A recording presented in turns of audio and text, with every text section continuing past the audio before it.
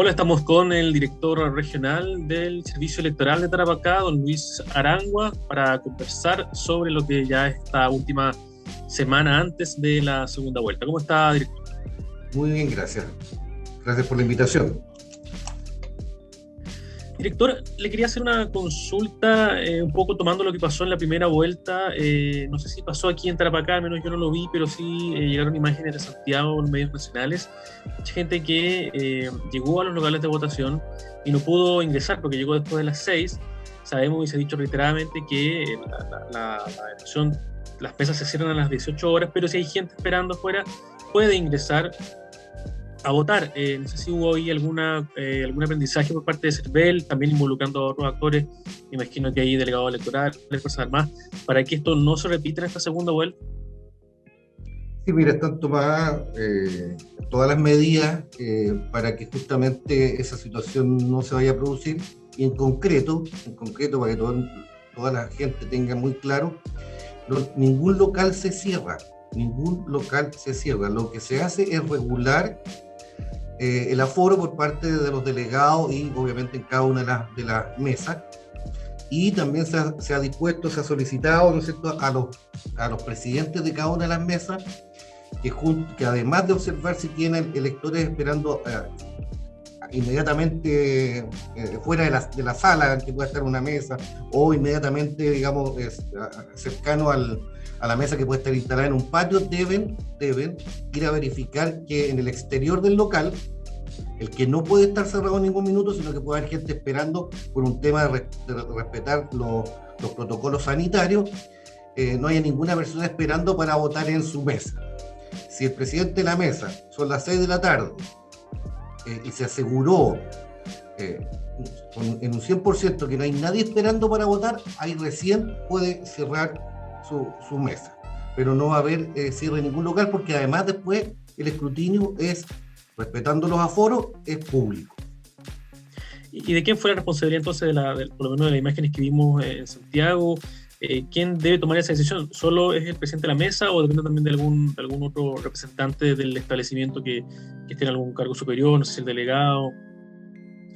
Desconozco el detalle de lo que ocurrió en Santiago. Yo vi las imágenes igual y lo que hizo el servicio electoral fue, ¿no es cierto?, emitir las disposiciones claras y precisas de tal manera que eso se repitiera, pero quién tomó la decisión o por qué se generó en detalle esa situación, no lo tengo claro, así que no te podría decir quién fue la persona o la autoridad o el error que eventualmente se puede haber cometido.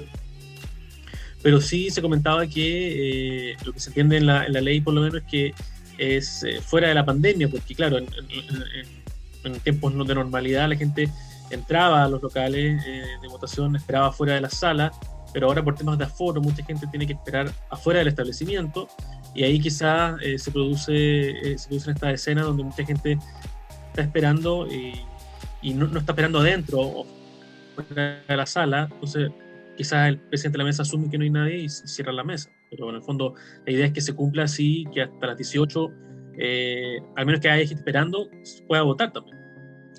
Así es. Bueno, yo, como te señalo, hoy día tengo una capacitación con los delegados, esta es la tercera capacitación que tengo con los delegados de cada uno de los locales, y nuevamente se les va a señalar concretamente de que no se cierra bajo ninguna circunstancia ningún local de votación. El delegado no tiene ni las atribuciones ni puede cerrar un local de votación. El único que puede cerrar, ¿no es cierto?, la votación es el presidente en su respectiva mesa, y como te digo, con la instrucción precisa y clara de que el presidente de la mesa tiene que tener la certeza absoluta de que no hay nadie esperando para votar, especialmente fuera del local por temas de aforo. Estas instrucciones también fueron entregadas a Carabineros de Chile y ¿no es cierto?, y a las Fuerzas Armadas, de tal manera que todos estemos alineados y claro que no se puede impedir a ningún elector votar. Ahora, se recomienda que los electores lleguen, obviamente, ojalá antes de las 6 de la tarde, porque lógicamente si llego después de las 6 estoy corriendo el riesgo no de que el local esté cerrado, el local va a estar abierto, no de que militares, carabineros vayan a impedir esa, va a poder ingresar igual, pero se puede encontrar efectivamente con que el presidente de la mesa ya esperó las 6, miró, observó, fue afuera, hay alguien, preguntó si hay algún elector de esa mesa, no hay nadie, vuelve y cierra, y obviamente ahí ya, ¿no es cierto?, la norma legal establece que el presidente de mesa tiene la autoridad para cerrar la votación en esa mesa. Y hubo casos en Tarapacá de gente que se quedó sin votar en la elección de primera vuelta. Yo por lo menos no vi que ocurrió en Santiago, no sé si habrá ocurrido a nivel regional. Yo no tengo ninguna información, al menos no recibí ninguna información ni de delegado, ni tuvimos durante la semana posterior ningún reclamo en ese sentido, así que me imagino que no, y que si alguien quedó sin votar es porque definitivamente puede haber llegado más tarde del horario establecido y que se cortó con las mesas cerradas. Director, usted tocaba un tema muy, muy importante, que es que los locales no se cierran porque los escrutinios son públicos, son abiertos a la ciudadanía, y ahí hay una figura que también hubo un cierto cuestionamiento en la elección de primera vuelta, que son los apoderados electorales. No sé si usted nos puede explicar ahí cuál es el rol del apoderado, qué competencias tiene, porque se decía en la primera vuelta que algunos tomaban fotos, que estaban realizando acciones que no les correspondían, y sabemos que esta votación está bien polarizada. Se ha dicho que va a ser una votación voto a voto, entonces ahí los apoderados tienen que ir a defender los sufragios de su candidato, pero claramente eso me imagino que está regulado por la ley, y eso nos podría explicar usted qué debe y qué no puede hacer un apoderado de mesa. El apoderado de mesa tiene que respetar el orden dentro del local de votación, o sea, no puede generar desorden, eso es fácil. Y en cuanto a sus atribuciones o sus capacidades, entre comillas, y en el buen sentido de la palabra, las tiene todas. El apoderado tiene todas las facilidades, tiene voz, no voto. En la mesa tiene voz. Puede haber un apoderado, ¿no es cierto?, por cada uno de los candidatos en cada mesa. Puede haber un apoderado general por cada candidato en el local, o sea, los apoderados generales.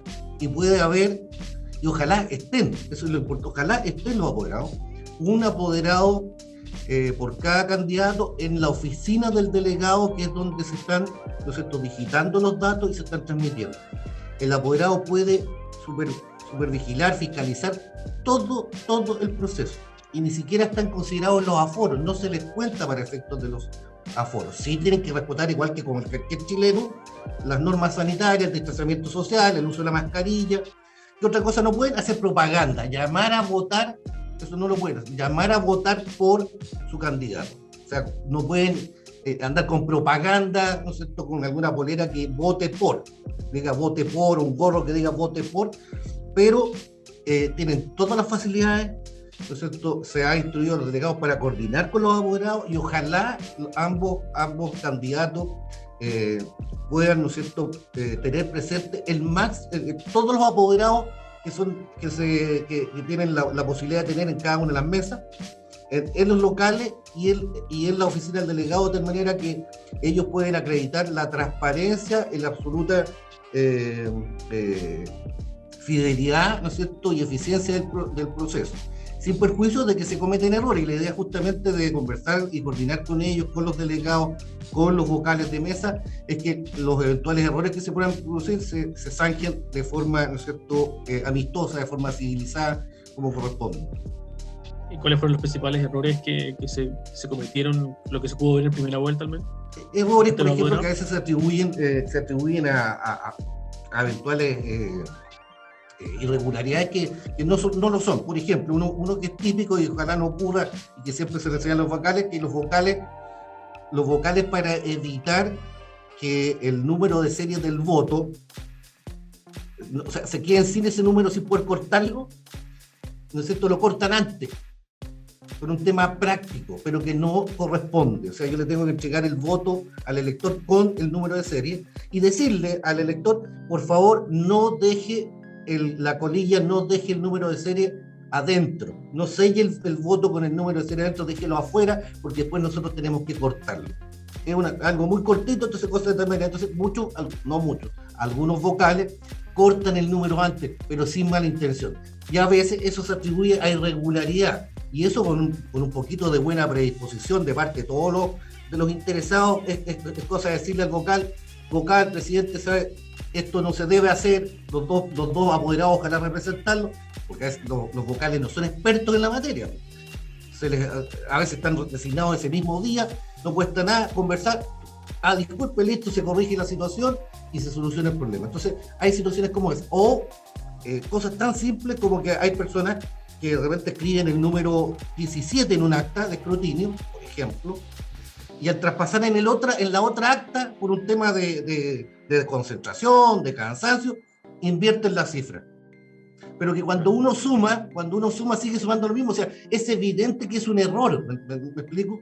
No, se nota y es evidente que no hay ningún tipo de dolo, sino que no pasa a ser un error. Bueno, no cuesta nada eso decir, por favor deje en acta, porque yo no puedo borronear el acta, y el apoderado va y le tiene que decir al presidente de la mesa, al vocal, por favor quiero que se deje en acta esta observación, porque después viene todo el proceso de, ¿no es cierto?, colegios escrutadores, donde se lo vuelve a revisar, y todo el proceso también en los tribunales electorales, donde nuevamente se vuelve a revisar. Por lo tanto, si queda en acta, obviamente que eso va a ser subsanado en su momento. Entonces, hay situaciones puntuales como esas que obedecen a errores, y hay varias más donde, por ejemplo, los vocales tienen que llevar las cajas abiertas, donde los delegados al término del proceso, las cajas con todo el material, votos, etc.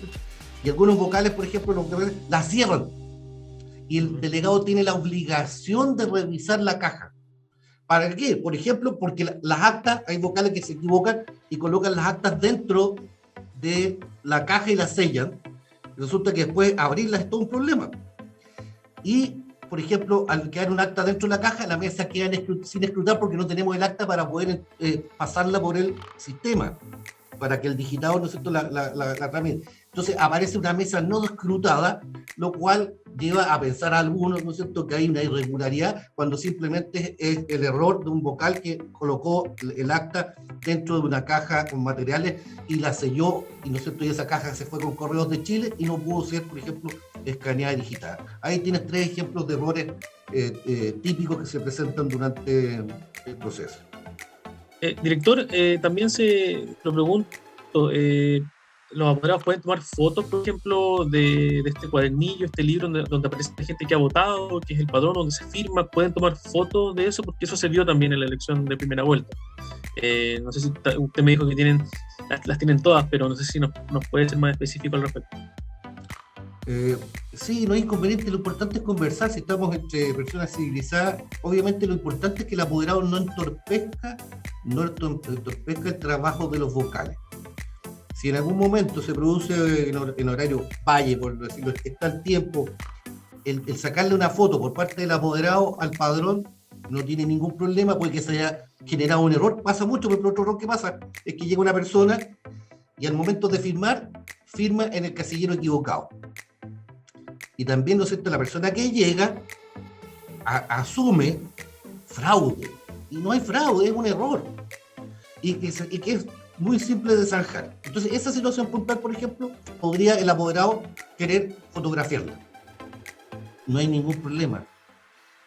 Pero es una información reservada para él, porque la información que está ahí es de persona y está sujeta también a la, ¿no es cierto?, a la ley de, ¿cierto?, de privacidad. Por lo tanto, si la voy a emplear para, obviamente, demostrar algo, una situación, pero si la empiezo a difundir con el número de carnet, con el nombre de la persona en redes sociales, está perdiendo el propósito, ¿no es cierto?, y estoy infringiendo otra ley. Por lo tanto, esto pasa mucho por la buena actitud, la buena predisposición. Los apoderados pueden sacarle una foto al acta de escrutinio, ni un problema, pero cuando el presidente de la mesa y los vocales hayan terminado el escrutinio, hayan completado las actas y estén en condiciones de colocarlo a disposición para una fotografía, porque no hay problema.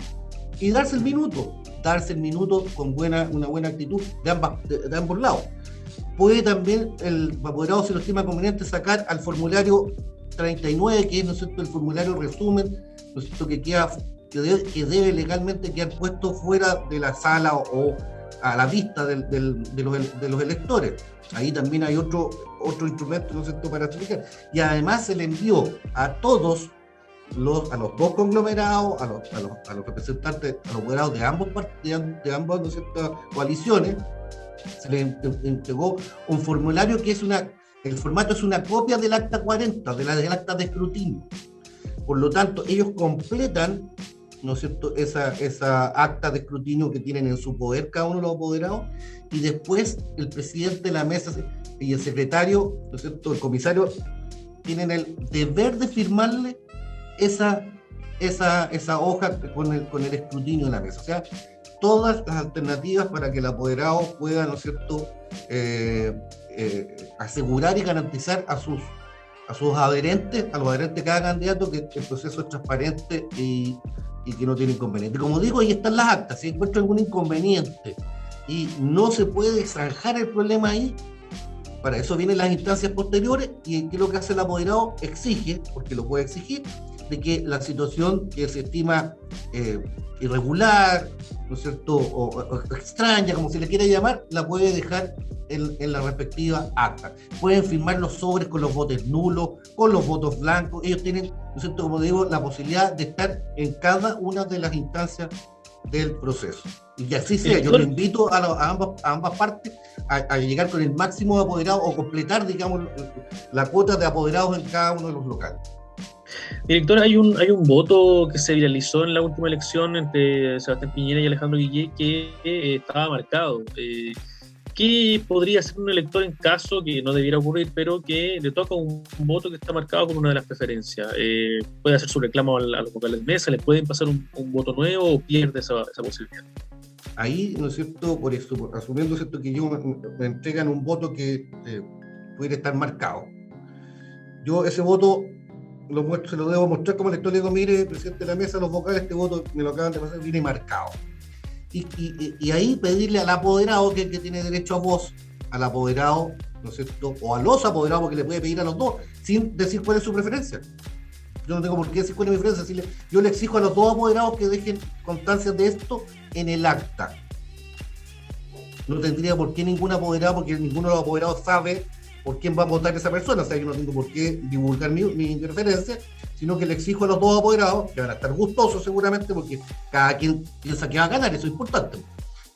Les digo, y les digo que por favor dejen en acta que el voto fue entregado, y ese voto, obviamente, ¿no es cierto?, tiene que ser, ¿no es cierto?, descartado, para que se le pueda entregar un nuevo voto que no esté marcado. Director, sería bueno también ahí... A todo lo que debería ser muy, muy extraño, porque esperemos que eso no ocurra.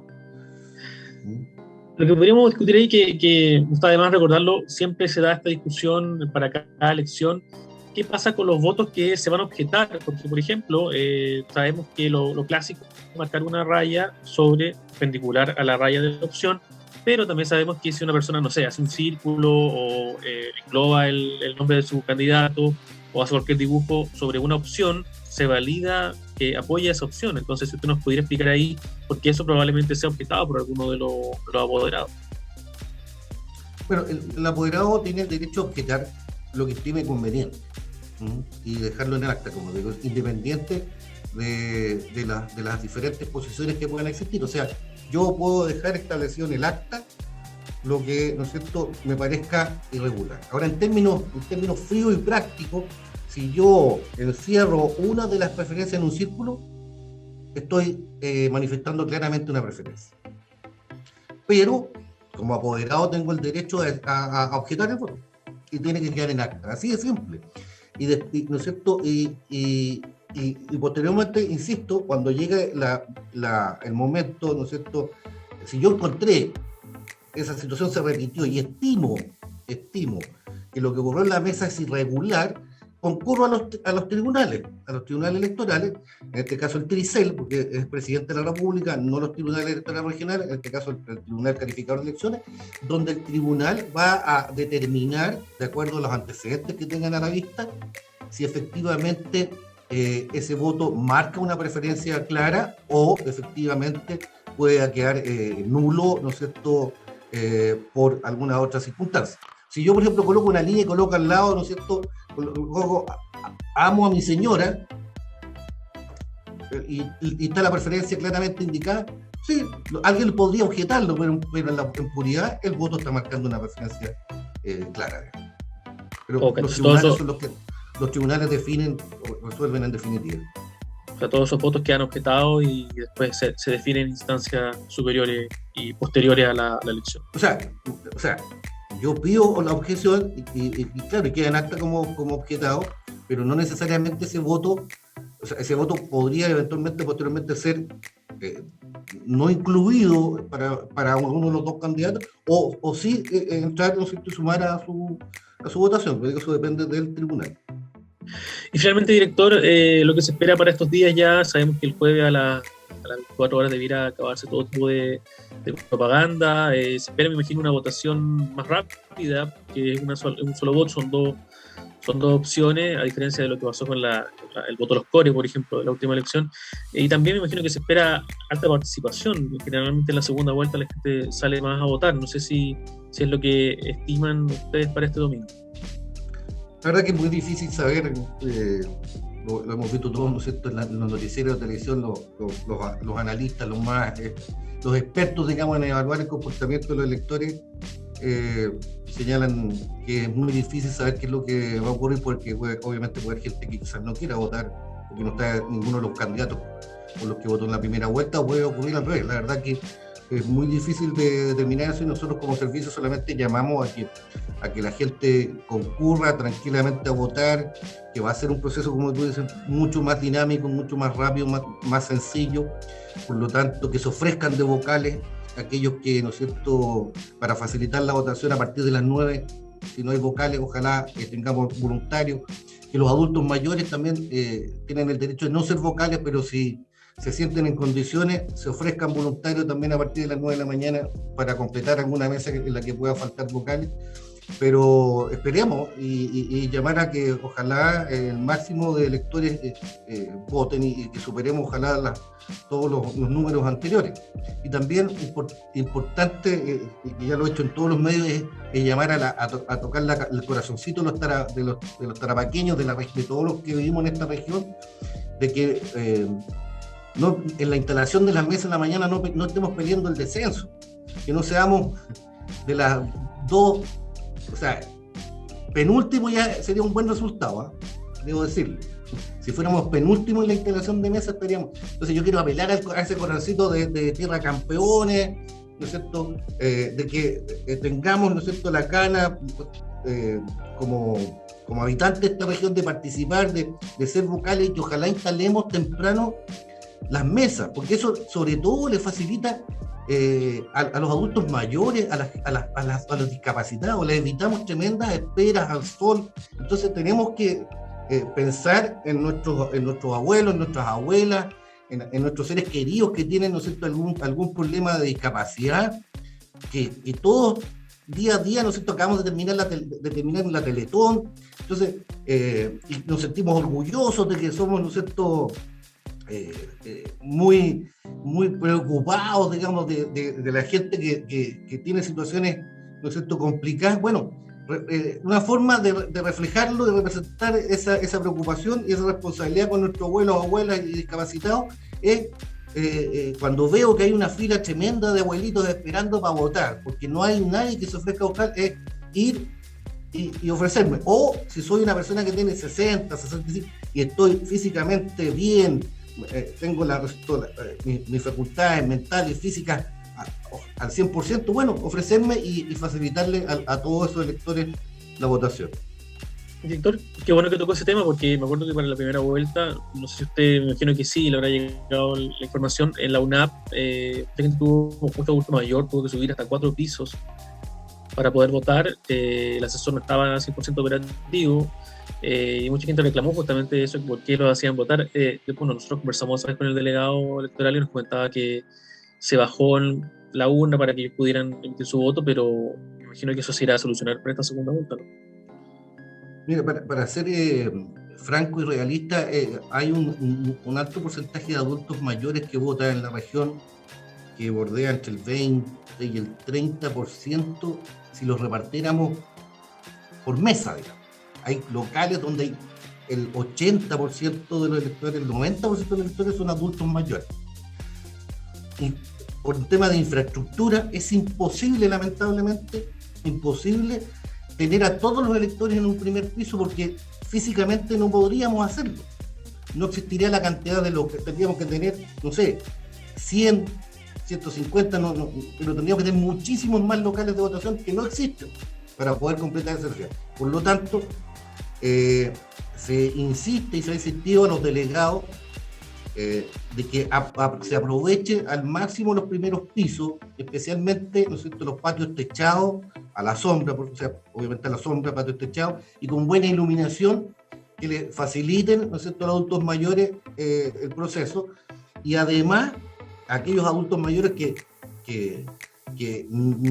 se les vea estén imposibilitados de subir esa cantidad de pisos, pedir el voto asistido, digamos, solicitar, ¿no es cierto?, la ayuda, de tal manera que justamente se coordine para que la mesa, para que los vocales bajen, ¿no es cierto?, y le permitan al adulto mayor votar en el primer piso. Ahora, a veces también tenemos adultos mayores que tienen su orgullo, ¿cierto?, esa camiseta bien puesta, que no quieren, ¿cierto?, verse como, ¿no es cierto?, débiles, por el contrario, quieren, y que obviamente hacen un esfuerzo tremendo para llegar a esos pisos. Bueno, ahí también hay que decir que los adultos mayores tienen preferencia, ¿no es cierto?, no piden un favor, tienen el derecho a votar y no esperar en la fila. Se le pidió también a las municipalidades, a todas las municipalidades, que dentro de lo posible coloquen toldos en el exterior, sillas en el exterior, y ojalá la posibilidad de tener, como ocurrió en algunos locales, como algunas municipalidades del cielo, y colocaron sillas, toldos, incluso agua. Todo ese conjunto de medidas, o sea, la buena actitud, el delegado distribuyendo bien los espacios en los primeros pisos, la preferencia que tienen los adultos mayores, el ordenamiento, el desplazamiento, todo eso debería privilegiar y obviamente llamar a los adultos mayores que voten en las horas de menos calor, especialmente, y que vayan además, ¿no es cierto?, temprano, ojalá temprano, o, ¿no es cierto?, o en un horario en que ellos se sientan mejor. La verdad que es en el horario que cada uno se sienta mejor, ir en esa hora para hacer uso de su derecho. Pero lamentablemente es imposible tener a todos los adultos mayores en un primer piso, porque como te digo, físicamente, estructuralmente no tenemos esa posibilidad en ninguna parte en Chile, digamos.